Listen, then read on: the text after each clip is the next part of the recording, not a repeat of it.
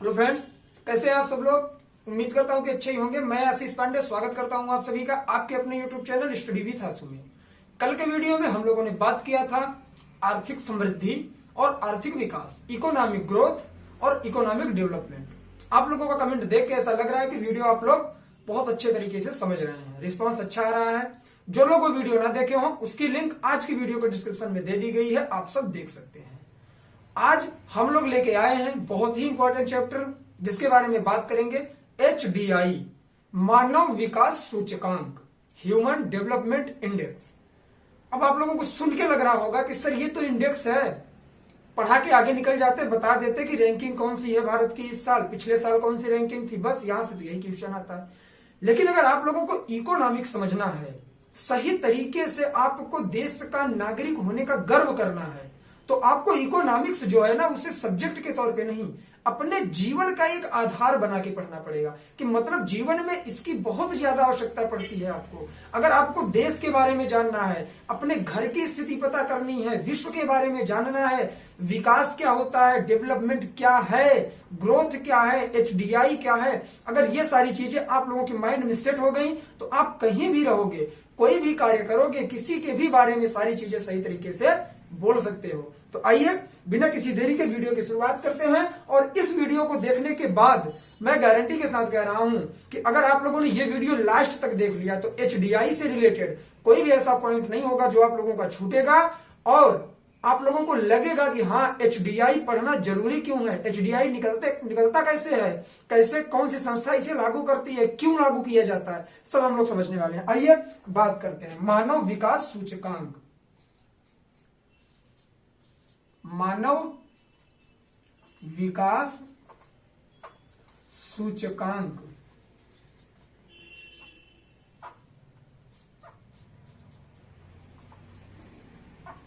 Human development index, short form में हम लोग इसे क्या बोलते हैं, HDI। क्या बोलते हैं, HDI। अब हम लोग क्या करेंगे, इसे सही तरीके से समझने की कोशिश करेंगे।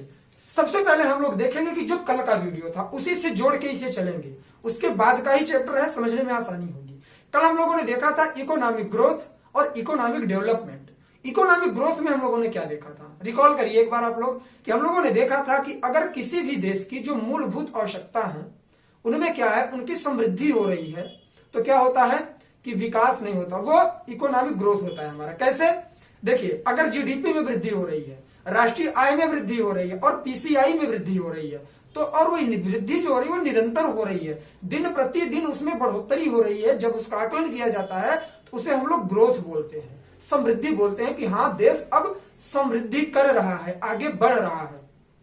उसके बाद हम लोगों ने देखा था आर्थिक विकास, इकोनॉमिक डेवलपमेंट। इकोनॉमिक डेवलपमेंट में हम लोगों ने क्या किया था, उसे दो पार्ट में डिवाइड किया था, फिर दोनों को मर्ज कर दिया था और देखा था कि वही क्या था, विकास था। कैसे, हम लोगों ने देखा था आर्थिक चर, गैर आर्थिक चर। आर्थिक चर में GDP और आपकी राष्ट्रीय आय और PCI, प्रति व्यक्ति आय, ये चीजें थी। और उसके बाद जो गैर आर्थिक है आपका, जो गैर आर्थिक चर था उसमें मूलभूत आवश्यकताएं, बेसिक अप्रोच हम लोगों ने देखा था। वो क्या था हमारा, कि रोटी कपड़ा मकान। रोटी की जगह हम लोगों ने हटा के खाद्यान्न लगा दिया था, कितनी कैलोरी मात्रा मिल रही है। और कपड़ा को हटा के हम लोगों ने शिक्षा को रख दिया था कि शिक्षा का स्तर क्या है। उसके बाद हम लोगों ने क्या देखा था कि मकान, आवास की सुविधा क्या है। इसी तरह से कुल 6 मूलभूत आवश्यकताएं थी। तो हम लोगों ने देखा था कि देश का अगर विकास करना है तो GDP में, राष्ट्रीय आय में और PCI में वृद्धि हो, साथ ही जो उसकी मूलभूत आवश्यकताएं हैं, गैर आर्थिक चर हैं, उनमें भी क्या हो, वृद्धि हो। पूरे कंट्री को क्या हो कि वो सारी चीजें सही तरीके से मिले, तो हम मानते हैं कि देश का विकास हो रहा है। ठीक है, अब हम लोग बात करेंगे कि HDI क्या है। देश का विकास तो हो रहा है, लेकिन देश का विकास बहुत धीमी गति से हो रहा है। हमारा जो भारत है यह क्या है, विकासशील देश है। आपको पता होगा कि पूरे वर्ल्ड में 3 टाइप की कंट्रीज होती हैं। कौन सी होती हैं, पहली होती हैं डेवलप्ड, जो विकसित है, जो विकास कर चुकी हैं। दूसरी होती हैं डेवलपिंग, जो विकासशील हैं, मतलब विकास कर रही हैं। और तीसरी होती है अल्प विकसित, जो इस दौर से बहुत पीछे हैं। तो हमारा जो भारत है वो कहां आता है, हमारे विकासशील कंट्री में आता है। और जो जैसे अमेरिका को ले लीजिए, फ्रांस को ले लीजिए, जर्मनी ले लीजिए, यूके ले लीजिए, ये सब विकसित हो चुके हैं। रसिया को ले लीजिए, ये विकसित कंट्री हैं। और हमारा जो भारत है ये विकासशील देश है। मैं ये बात क्यों कर रहा हूं, अब आप लोग समझेंगे, हमें खुद बताएंगे कि जो हमारा भारत है ये विकास कर रहा है, तो विकास की जो दर है, जो रेट है, डेवलप करने का जो रेट है ना, उसमें भारत सबसे आगे है। सबसे तेज उभरता हुआ अर्थव्यवस्था भारत बन रहा है। कैसे? क्योंकि इसकी विकास दर ज्यादा है। और विकास दर ज्यादा क्यों है? क्योंकि जो विकसित कंट्री है आपके, यूएसए हो गई, अमेरिका और फ्रांस, जर्मनी, जापान, ये सब विकास कर चुके हैं। तो विकास पर इन लोगों का खर्च नहीं हो रहा है। हमारा जो इंडिया है यह विकास पर अपने खर्च कर रहा है, बराबर इस पर वर्क कर रहा है, तो इसकी जो रेट है वो ज्यादा है। ठीक है, समझने की कोशिश करेंगे। लेकिन विकास दर तो सबसे ज्यादा है भारत की, लेकिन एचडीआई में इसे रैंकिंग कितनी मिली है?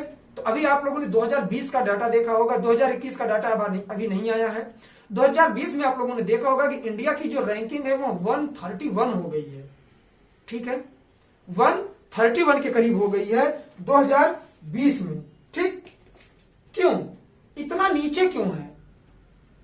अब ये बात निकल के आती है ना कि अगर भारत विकास करने में सबसे आगे है, विकास की दर इसकी ज्यादा है, तो ये एचडीआई में इसकी रैंकिंग कम क्यों है? समझने की कोशिश करेंगे। रीजन यह है कि कुछ और जो मूलभूत आवश्यकताएं होती हैं, जैसी समानता हो गई, जाति, धर्म, भेदभाव, लिंग समानता, इन सब की वजह से भी हमारा भारत क्या है, पिछड़ा हुआ है। तो इन्हीं सब को पता करने के लिए एचडीआई का सहारा लिया जाता है कि जीडीपी, आप बताइए, अगर किसी देश में जीडीपी बढ़ रही है और राष्ट्रीय आय बढ़ रही है, पर कैपिटल इनकम बढ़ रही है, तो क्या लगता है कि देश विकास कर रहा है? उसे जानने के लिए कुछ चीजें होती हैं, मूलभूत आवश्यकताएं होती हैं, उन्हें समझना पड़ता है, तब जाके पता चलता है कि हाँ, कंट्री के साथ साथ वहां का जो व्यक्ति है वो भी विकास कर रहा है। तो एचडीआई इसीलिए लाया गया कि बेसिक अप्रोच को देखेंगे कि वो जो आवश्यकताएं हैं उन पर योजनाएं जो सरकार द्वारा लाई जा रही हैं। देखिए, अब हम लोग बेस पकड़ते हैं इसका। अब सबसे पहले समझेंगे कि इसे कैसे समझा जाता है, एचडीआई निकाला कैसे जाता है। तो जो हम लोगों ने 6 चीजें बात की ना, देखिए सबसे पहले देख लेते हैं कि मैंने अभी बात किया कि 2020 में इंडिया की जो रैंकिंग है वो कितनी आई, 131। तो आपके माइंड में चल रहा होगा कि सर ये एचडीआई की रैंकिंग बताता कौन है, कौन निर्धारित करता है और कैसे निर्धारित करता है? तो उसके लिए बनाया गया है कि आपका UNDP, united nation development programme. ठीक है, जिसे हम लोग क्या बोलते हैं, एक तरह से एक संस्था है, वो पूरे विश्व के एचडीआई को वह क्या करता है, आकलित करता है और जारी करता है। ठीक है, अब सबसे पहले बात करेंगे कि जो ये जारी करेगा उसके लिए किन किन चीजों को समझता है, वो क्या चीजें डाल के, समझ के और उस पर अध्ययन करके वह बताता है।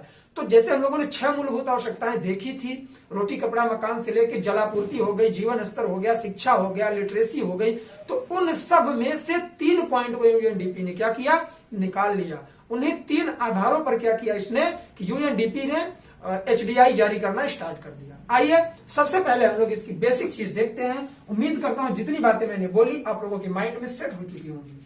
मानव विकास सूचकांक, ये वर्ड आया कैसे? जब देश के विकास को देखा गया और चीजें उतनी क्लियर नहीं हुई, तो इसकी आवश्यकताएं, सरकार द्वारा जारी की गई योजनाएं सही तरीके से कार्य कर रही हैं कि नहीं, उसे समझने के लिए क्या किया गया, इसका विकास किया गया। और इसका विकास किया किसने है, क्वेश्चन पूछता है। आइए देखते हैं, 2 बहुत फेमस अर्थशास्त्री हैं, उनका नाम हम लोग लिखते हैं जिन्होंने इसका क्या किया था, विकास किया था। तो जो पहले अर्थशास्त्री थे वह कौन थे, पाकिस्तानी अर्थशास्त्री। कौन से, पाकिस्तानी अर्थशास्त्री। क्या नाम है उनका, महबूब उल हक। ठीक है, और एक भारतीय अर्थशास्त्री हैं, भारतीय अर्थशास्त्री।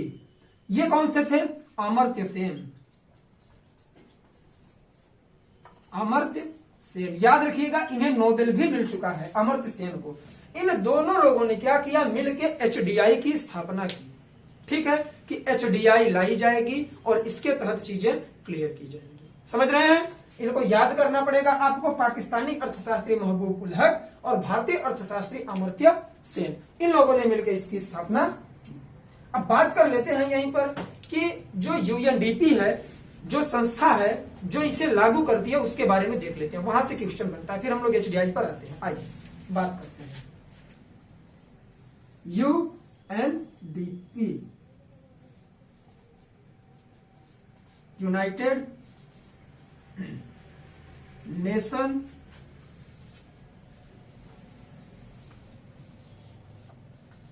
डेवलपमेंट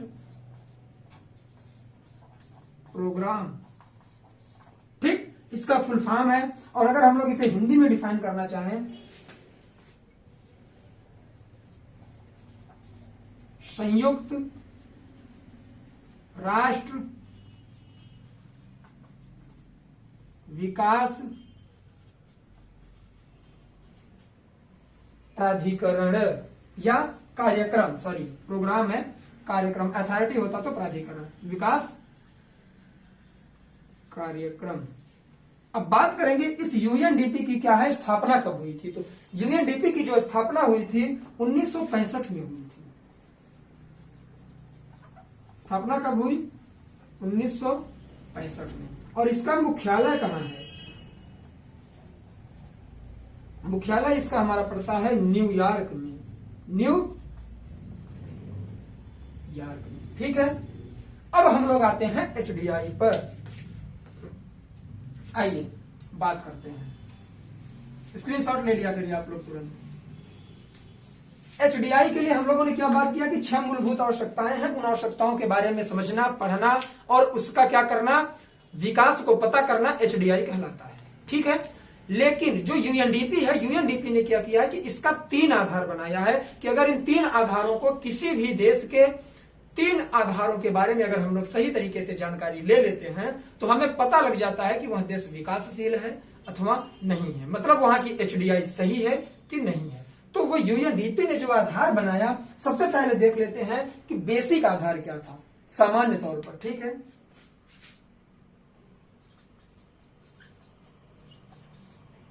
सामान्य आधार, HDI जानने के लिए सामान्य जोन सा आधार है, तो उसमें पहला जोन सा है वो कौन है? खाद्यान्न, जिसे हम लोग क्या बोलते हैं? कैलोरी, कि पूरे व्यक्तियों को जितनी कैलोरी निर्धारित की गई है वह मिल रही है कि नहीं। उसके बाद बात करते हैं शिक्षा, ठीक। शिक्षा को हम लोग क्या लिख सकते हैं? साक्षरता। उसके बाद तीसरा पॉइंट आता है आवास, आवास की सुविधा, आवास मिल रहा है कि नहीं। ये सब चीजें हम लोग देख रहे हैं किसका? विकास का, इकोनॉमिक डेवलपमेंट की चीजें हैं, लेकिन यहां से जोड़ना जरूरी है इसलिए मैं लिख रहा हूं। चौथा पॉइंट हमारा आता है कौन सा? स्वास्थ्य। पांचवा आता है हमारा जलापूर्ति। छठवां आता है हमारा क्या? स्वच्छता, ठीक। तो ये 6 पॉइंट थे, ठीक है। 6 पॉइंट में से ही ये जीवन, जो आपका स्वास्थ्य है, इसी से जीवन स्तर, शिशु मृत्यु दर निकलता है, ठीक। तो इन्हीं 6 पॉइंट में से अब बात करेंगे UNDP की। किसकी? UNDP की। अब ऐसा तो है नहीं कि अगर UNDP को किसी देश का HDI निकालना है तो इन 6 अप्रोचों को क्या करेगा? वह देखेगा। इसने क्या किया कि 3 चीजें इसमें से निकाल ली कि अगर इन 3 के बारे में किसी देश के अध्ययन कर लिया जाए तो वहां की HDI पता कर ली जाएगी। तो वो कौन से 3 से आधार थे? वो 3 आधार हैं हमारे कौन से? स्वास्थ्य, शिक्षा, जीवन स्तर। स्वास्थ्य, शिक्षा और जीवन स्तर, ठीक है। इसे समझते हैं। अब बात करेंगे कि सर स्वास्थ्य के माध्यम से कैसे पता लग गया UNDP को? UNDP ने स्वास्थ्य पता कैसे किया? UNDP ने शिक्षा के बारे में कैसे ज्ञात किया? जीवन स्तर को कैसे समझा? अपने आप को एक संस्था मानिए, ठीक, मैं जो बात कर रहा हूं एकदम नॉर्मल लाइफ में आते हैं हम लोग, अपने सिंपल लाइफ में। मान लीजिए हम या आप एक संस्था है और आपको किसी अदर कंट्री का क्या करना है, HDI पता करना है, उसमें इन 3 चीजों को लेना है। तो अब स्वास्थ्य के बारे में अगर पता करना है तो इसका कुछ आधार रखेंगे ना हम, कि स्वास्थ्य के बारे में कैसे जानना चाहते हैं, कैसे पता चलेगा स्वास्थ्य वहां का। तो उसके लिए UNDP ने एक आधार बनाया। क्या आधार बनाया?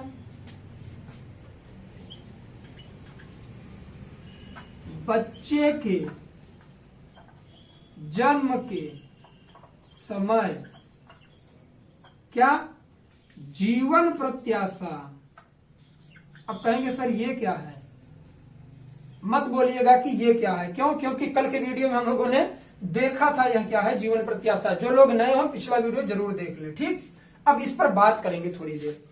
अगर स्वास्थ्य के बारे में पता करना है तो यह देखना पड़ेगा कि जिन बच्चों का जन्म हो रहा है, मान लीजिए हमें 2021 अभी हाल में स्टार्ट हुआ है, 2020 का पता करना है, तो 2020 में देखेंगे कि कितने बच्चों का जन्म हुआ है, बर्थ रेट क्या है, कितने बच्चों का जन्म हुआ एक साल में, और उनकी जीवन प्रत्याशा क्या है, वह बच्चा कितने साल तक जीवित रह सकता है। यह जीवन प्रत्याशा लागू की जाती है भारत की 68.6 या 5 ईयर अप्रॉक्स में, हम लोग 68 ईयर रख सकते हैं कि एक व्यक्ति 68 साल तक जीवित रह सकता है भारत में, ठीक है। यह स्थिति ज्यादा सही भी नहीं है और खराब भी नहीं बोल सकते। तो बच्चे के जन्म के समय से जीवन प्रत्याशा देखा जाएगा कि उसकी जीवन प्रत्याशा क्या है, वह कितने साल तक जीवित रह सकता है। यह एक आधार हो गया, ठीक। इस पर HDI बनती है। दूसरी बात आती है शिक्षा। अब आप कहोगे सर हमें शिक्षा पता करनी है, मान लीजिए बांग्लादेश की, तो हम कैसे पता करेंगे? तो उसके लिए भी आधार बनाया गया है। इसमें 2 आधार है। कौन सा? कि एक बच्चा वह होता है जो स्कूल जाने के लायक होता है। समझाऊंगा।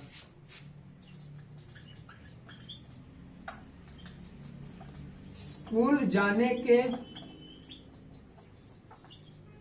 लायक बच्चा, बहुत ही सामान्य जीवन से रिलेट करके मैं सारी चीजें बताऊंगा, अभी आप लोग सब समझ जाओगे। दूसरा कौन सा है? 25 वर्ष से ज्यादा वयस्क, इनकी शिक्षा, ठीक। अब कहेंगे सर ये क्या आपने 2 लिख दिया, शिक्षा में एक ही पॉइंट लिख के आपको खत्म कर देना चाहिए था। जल्दबाजी का काम नहीं करना चाहिए, समझते हैं इसे। देखिए, किसी भी देश की शिक्षा के बारे में पता करना है तो सबसे पहले हम लोग देखेंगे कि वह बच्चा जो स्कूल जाने लायक है। स्कूल जाने लायक बच्चा कौन होता है वो आप समझिए, ठीक है, अपने हिसाब से, कि जो बच्चा स्कूल जाने लायक, जिसकी एज है, जो एज निर्धारित की गई है। अपने इंडिया का उदाहरण हम लोग लेते हैं कि इंडिया में अगर HDI पता करना है, बांग्लादेश को छोड़िए, गोली मारिए, पहले अपने बारे में जानते हैं फिर विदेशों में चलेंगे। कि इसमें क्या है कि यहाँ के जो इंडिया के जो बच्चे हैं, जो शिशु हैं, वो कितने साल में स्कूल जाना स्टार्ट करते हैं, वो रेट हम पता करेंगे, वो टाइम पता करेंगे, और उसके बाद देखेंगे कि कितने बच्चे जा रहे हैं स्कूल, ठीक है, कितने बच्चे स्कूल जा रहे हैं, कितनों को शिक्षा का अवसर मिल रहा है। जो स्कूल जाने लायक बच्चे हैं उनमें कितनों को शिक्षा का अवसर मिल रहा है। फिर उसके बाद देखेंगे कि 25 साल, मतलब कि उनकी एज 25 साल हो गई है, वयस्क व्यक्ति कितने शिक्षित हैं। 25 ही क्यों निर्धारित किया गया? क्यों? क्योंकि एक कॉमन तौर पे माना जाता है कि जो व्यक्ति 24 से 25 साल का हो जाएगा वह ग्रेजुएट हो जाता है। हर व्यक्ति, इंडिया में यह चीज मानी जाती है कि 25 वर्ष तक में हर व्यक्ति ग्रेजुएट हो जाता है, ठीक है। तो ग्रेजुएट हुआ है कि नहीं? 25 वर्ष की उम्र तक के लोग जितने वयस्क हैं वो शिक्षित हैं कि नहीं, और कितने शिक्षित हैं, इससे रेशियो निकाला जाता है, अदर कंट्री से कंपैरिजन किया जाता है, फिर जाके HDI में इसे रखा जाता है। तो उम्मीद करता हूं पहला पॉइंट और दूसरा पॉइंट समझ गए होंगे। जीवन प्रत्याशा में स्वास्थ्य को भी समझ गए होंगे। बात करते हैं जीवन स्तर। जीवन स्तर में क्या है, क्या है बोलिए ना। जीवन स्तर मैंने कल भी बताया था, ये हमारी PCI।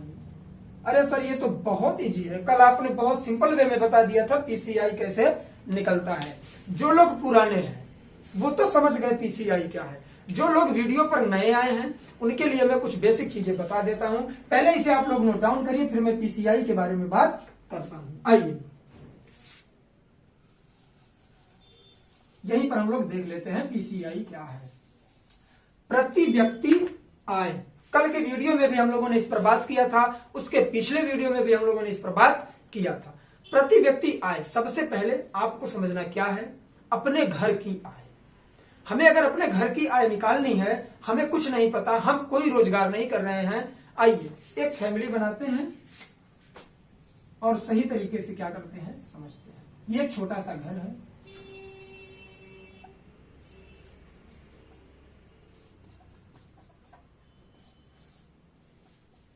ठीक। मान लीजिए किसी फैमिली में 5 लोग हैं, 6 कर लीजिए, क्या दिक्कत है, 6 लोग हैं। ये कौन है, पापा हैं, ये मम्मी, ये आपकी बहन, ये भाई, दादा, आप, ठीक है। आप 6 लोग हो, आपको अपने घर की क्या करनी है, इनकम पता करनी है कि एक एक व्यक्ति को अगर हम लोग देखें तो प्रति व्यक्ति आय कितनी है। तो उसके पहले सबसे पहले क्या देखना होगा कि कुल आय। अभी मैं इसे घर से ला के सीधे देश से जोड़ूंगा, कल के वीडियो में भी जिसे समझ में नहीं आया होगा यहां समझ लेंगे।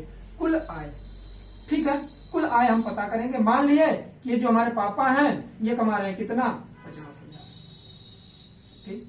मम्मी क्या है, ये हाउस वाइफ है, कुछ नहीं करती। उसके बाद आते हैं एक भाई है, भाई कमा रहा है 20,000, ठीक है। ये बहन है, बहन भी क्या है, कुछ नहीं कर रही है, बेरोजगार है, घर बैठी है। आप क्या हो, आप भी थोड़ा बहुत नहीं कमाते ही नहीं हो, आप भी नहीं कमा रहे हो, बेरोजगार बैठे हो। आपके जो दादा हैं वो क्या है, वो कुछ पैसे कमा रहे हैं। मान लीजिए कि वो घर पर ही कोई शॉप वगैरह चलाते हैं, उससे कुछ इनकम हो रही है। ये कितना कमा ले रहे हैं, 30,000, ठीक। तो ये 3 लोगों की आय हो गई। अब हमें पता करना है कि यार ये 3 लोग तो कमा रहे हैं, लेकिन हम 3 बेरोजगार बैठे हैं, लेकिन आपको भी इनकम हो रही है, आपकी भी आय है, वो कहां है, इसी में इंक्लूड है। आइए निकालते हैं। तो हम लोगों ने देखा कुल आय, तो कुल आय में ऐड कर देंगे 50, 20, 70, 30, 100, मान लीजिए 1 लाख। 1 लाख रुपए आपकी 1 वर्ष की आय है। अब बात करेंगे कुल संख्या। घर में कितने मेंबर हैं, 1 2 3 4 5 6, 6 लोग हैं, ठीक है। तो हम लोग क्या करेंगे कि जो फार्मूला होता है पीसीआई निकालने का, वह होता है कुल आय बटे कुल जनसंख्या, ठीक है। तो अब हम लोग क्या करेंगे, 1 लाख में 6 से भाग कर देंगे, जितना आएगा वह एक व्यक्ति का इनकम होगा, ठीक। तो इसी तरह से हम लोग इसे क्या करेंगे, जोड़ देंगे, किससे, देश से। आइए बहुत सही तरीके से समझते हैं, हर चीज बेसिक तौर पे समझा करिए, कहीं भागने की जरूरत नहीं है, अपने आप पर लेकर चीजें समझा करिए, समझ में आ जाएंगी। अब हम लोगों ने निकाल लिया एक परिवार में एक व्यक्ति की आय कितनी है। अब हमें अगर निकालनी है, मान लीजिए हमसे बोले कि यार आप एक काम करो, आप हमें इस समय बांग्लादेश की बता दो पर कैपिटल इनकम कितनी है, उसके विकास के बारे में हमें पता करना है, और उसकी पर कैपिटल इनकम कितनी है, प्रति व्यक्ति आय। आप कहोगे अरे सर ये तो बहुत सिंपल है, आप एक काम करो हमें बांग्लादेश की क्या बताओ, वहां की, आप पहले हमें एक काम करो, वहां की इनकम बताओ, राष्ट्रीय आय कितनी है। उन्होंने कहा कि यार वहां की राष्ट्रीय आय जो है वह है मान लो 2 लाख रुपए, ठीक, 2 लाख रुपए है। तो आपने कहा कि सर वहां की पॉपुलेशन क्या है, तो एग्जाम्पल के तौर पे हम लोग ले लेते हैं कि वहां की जो जनसंख्या है वो क्या है, 200 है, ठीक।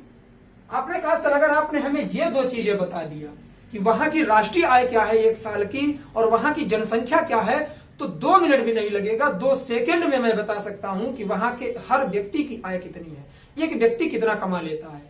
कहे सर ये तो बहुत बड़ी चीज है, प्रत्येक व्यक्ति का निकालना है और आप इतने इजी वे में बोल रहे हो। आपने कहा सर सिंपल है, आपने अभी तक पढ़ा नहीं है स्टडी विथ आशु चैनल से, अगर आप उस चैनल पे गए होते तो आपको पूछने की जरूरत ना पड़ती। वहां पे सर ने क्या बोला था कि अगर कहीं की भी इनकम ज्ञात करनी है तो आपको क्या करना पड़ेगा, राष्ट्रीय आय में से जनसंख्या को भाग दे देंगे, तो बहुत इजी हो गया। अब क्या करोगे कि राष्ट्रीय आय कितनी है बांग्लादेश की? 2 लाख। अरे 2 लाख। वहां की जनसंख्या कितनी है? 200। खटाक से 2 जीरो हटाते हैं, ये लीजिए सर हमने निकाल दिया। बांग्लादेश के प्रति व्यक्ति की आय 2000 रुपए। देखिए इजी है कि नहीं है? है कि नहीं इजी? बोलिए इजी है कि नहीं है? अगर किसी भी देश की हमें प्रति व्यक्ति आय निकालनी है तो ऐसे ही तो निकालेंगे कि वहां की कुल आय कितनी है और वहां की जनसंख्या कितनी है, उससे डिवाइड कर देंगे। अब लीजिए एक व्यक्ति की आय 2000 रुपए। तो ये होता है सिंपल वे, समझने का तरीका। अपने आप को बेसिक चीजों में लगाइए और अपने आप से एग्जांपल देकर चीजें याद करिए, बहुत सही तरीके से याद होगी। रटने की कोशिश मत किया करिए। इकोनॉमिक्स एक ऐसा सब्जेक्ट है ना, बहुत इंटरेस्टिंग है, रटने की जरूरत नहीं पड़ती इसमें, आप सब देखते ही होंगे, है कि नहीं है ये बात? ये अगर हम लोग रटने की कोशिश करें कि अरे हमें प्रति व्यक्ति आय निकालनी है तो national income by national income, ऐसे रट्टा मारने से कुछ नहीं होने वाला मित्रों। अगर आप लोग रट्टा मारोगे इकोनॉमिक्स आपको भी साफ कर देगी। क्यों? क्योंकि ये हमेशा करंट से जोड़ के चीजें चलती हैं। तो आइए हम लोग घूम के आते हैं कहां? एचडीआई पर। तो ये सारी चीजें हो गई। एचडीआई भी हम लोगों ने समझ लिया कि एचडीआई निकाला कैसे जाता है, यूएनडीपी निकालती है, और यूएनडीपी 3 बेसिक अप्रोच के साथ इसे निकालती है कि जिस देश में 3 की स्थिति सही है, वो 3 चीजें कौन कौन सी थी हमारी? कौन सी थी? स्वास्थ्य, शिक्षा और जीवन स्तर। अगर ये तीनों सही हैं, पीसीआई उसकी सही है प्रति व्यक्ति आय, तो वहां पर एचडीआई की जो रैंकिंग होगी वो ठीक होगी। ठीक है, बात करते हैं कि भारत की एचडीआई कम क्यों है। भारत, सबसे पहले रैंकिंग देख लेते हैं। आइए जो 2020 का डाटा आया है वो रैंकिंग लिख लेते हैं हम लोग, और याद करने की जरूरत है। 2020 की रैंकिंग किसकी?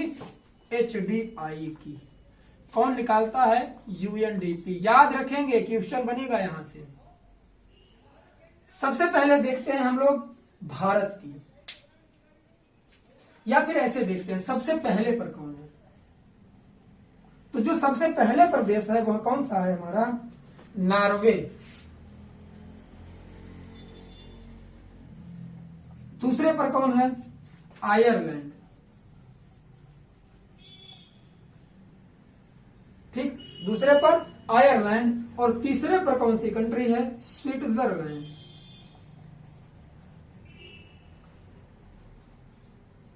अब आप कहोगे सर आप अदर कंट्री के बारे में बताते जा रहे हो, इंडिया को भूल गए।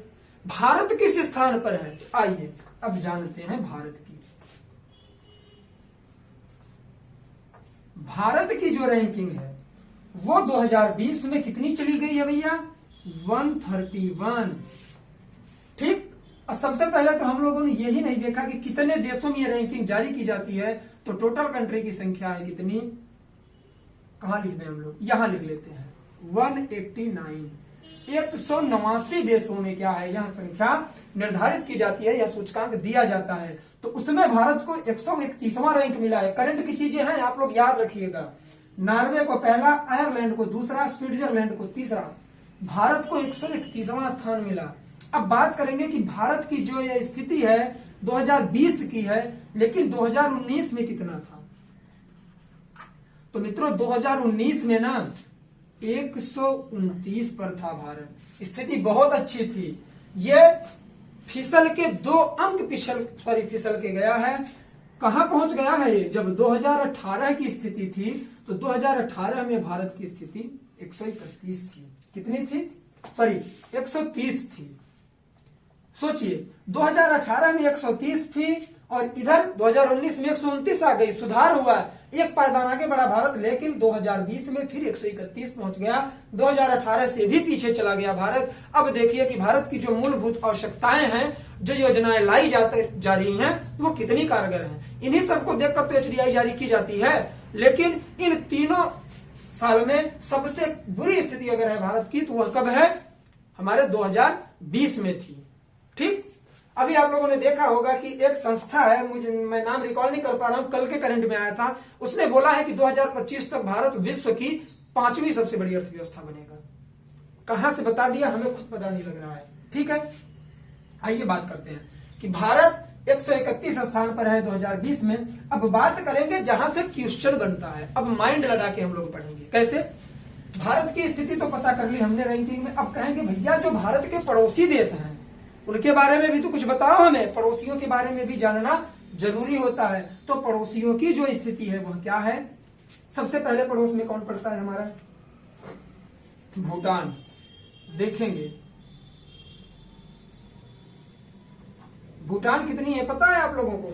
जो भारत की स्थिति 2019 में थी ना वो भूटान ने ले लिया। भूटान भारत से भी आगे निकल गया। सोचिए 129।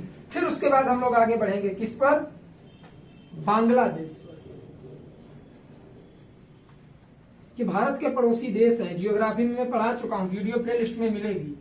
बांग्लादेश की जो स्थिति है वह भारत से थोड़ी सी बुरी है, 133 है। ज्यादा बुरी भी नहीं है, भारत के आसपास ही है और ये इतनी छोटी कंट्री है, लेकिन भारत को क्या कर रही है, ये पूरी तरह से टक्कर दे रही हैं। अब इसके बाद भूटान हो गया, बांग्लादेश हो गया। उसके बाद हम लोग देख लेंगे नेपाल। नेपाल को मिला है 142, 142वां रैंक मिला है किसमें, एचडीआई में। तो हमारे पड़ोसी देश तो हो गए। अरे अभी हमारा परम मित्र कहां हुआ, पाकिस्तान। पाकिस्तान को तो हम लोगों ने देखा ही नहीं। पाकिस्तान, ये देखिए पाकिस्तान की जो कंडीशन है वहां भी बुरी है बेचारे की। कितनी बुरी है, 152। देख रहे हैं कितना दूर है बेचारा, नेपाल से भी पीछे जा रहा है एचडीआई में। तो ये चीजें होती हैं क्या, बेसिक नीड अप्रोच। हमारी जो मूलभूत आवश्यकताएं हैं वह जनता तक, एक एक व्यक्ति तक पहुंच रही है कि नहीं। लेसन का नाम ही है मानव विकास सूचकांक, ह्यूमन डेवलपमेंट इंडेक्स, कि व्यक्ति का विकास हो रहा है कि नहीं, व्यक्ति का कितना विकास हो रहा है, उसे सही करना है तो मूलभूत आवश्यकताओं को सुधारना पड़ेगा। तो ये सारी चीजें थी आज की वीडियो की। उम्मीद करता हूं कि एचडीआई से रिलेटेड सारी चीजें आप लोगों की क्लियर हो गई होंगी। ये रैंकिंग जरूर याद रखिएगा, इसे आप लोग नोट डाउन कर लेंगे क्योंकि 2020 की ये लेटेस्ट है। तो इसे आप लोग याद रखेंगे और क्वेश्चन आने पर यहां से टिक करेंगे। यहां से 1-2 क्वेश्चन आप लोगों को मिल जाएगा। शुरू के 3 याद रख लीजिए, उसके बाद भारत की तो जानते ही रहिए और भारत की कम से कम पिछले 3 साल की 2018 तक की आप लोगों को रैंकिंग जाननी आवश्यक है। छोटा एग्जाम हो चाहे बड़ा एग्जाम हो, यहां से क्वेश्चन बनेगा। और भारत के जो पड़ोसी देश हैं उनके बारे में भी जानना जरूरी है, उनकी रैंकिंग क्या है। तो उम्मीद करता हूं कि आज का वीडियो आप लोगों को बेहद अच्छा लगा होगा। अगर वीडियो पसंद आया हो वीडियो को लाइक करें, दोस्तों में शेयर करें, नए हो चैनल को सब्सक्राइब करें और बेल आइकन जरूर प्रेस कर दें। इसी तरह आप लोग स्टडी विद आंसू प्लेटफॉर्म के साथ बने रहें। आप लोगों को इंटरेस्टिंग वीडियो मिलते रहेंगे। पढ़ाई को बोझ से हटाकर नॉर्मल तरीके से हम लोग पढ़ते रहेंगे और सारी चीजें क्लियर करते रहेंगे। मिलते हैं नेक्स्ट वीडियो में, तब तक के लिए जय हिंद, जय भारत, बाय बाय। आप लोग अपना ख्याल रखिए, पढ़ाई लिखाई करते रहिए।